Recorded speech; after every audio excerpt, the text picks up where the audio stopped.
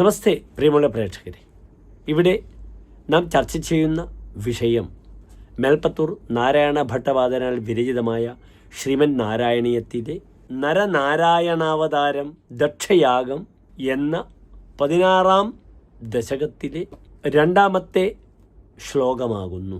മൂർത്തിർഹി ധർമ്മഗൃഹിണീ സുഷുവേ ഭവന്തം നാരായണം നരസഖം മഹിതാനുഭാവം യജ്ജന്മനി പ്രമുദിതാഃ കൃതതൂര്യഘോഷാഃ പുഷ്പോത്കരാൻ പ്രവവൃഷുഃ നുനുസുരൗഘാഃ. അടുത്തതായി പ്രസ്തുത ശ്ലോകത്തിൻ്റെ പദച്ഛേദം ശ്രദ്ധിക്കുക.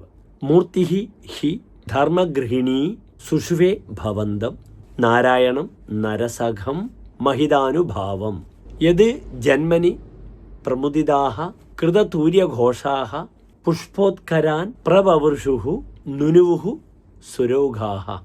അടുത്തതായി പ്രസ്തുത ശ്ലോകത്തിൻ്റെ അന്വയം നാം ചർച്ച ചെയ്യുന്നു, ശ്രദ്ധിക്കുക. ധർമ്മഗൃഹിണീ മൂർത്തിഹി ഹി മഹിതാനുഭാവം നരസഖം നാരായണം ഭവന്തം സുഷുവേ യജ്ജന്മനി പ്രമുദിതാഃ സ്വരൗഘാഃ കൃതതൂര്യഘോഷാഃ പുഷ്പോത്കരാൻ പ്രവവൃഷുഃ നുനുവുഃ ച.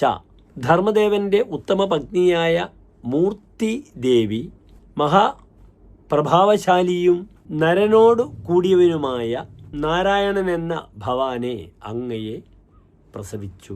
ഈ ജനനത്തെ, അങ്ങയുടെ ഈ ജന്മത്തെ ദേവസംഘം പെരുമ്പറ മുഴക്കിയും പുഷ്പവൃഷ്ടി നടത്തിയും അങ്ങേയറ്റം ആഘോഷിച്ചു, അങ്ങയെ സ്തുതിച്ചു എന്ന് സാരം.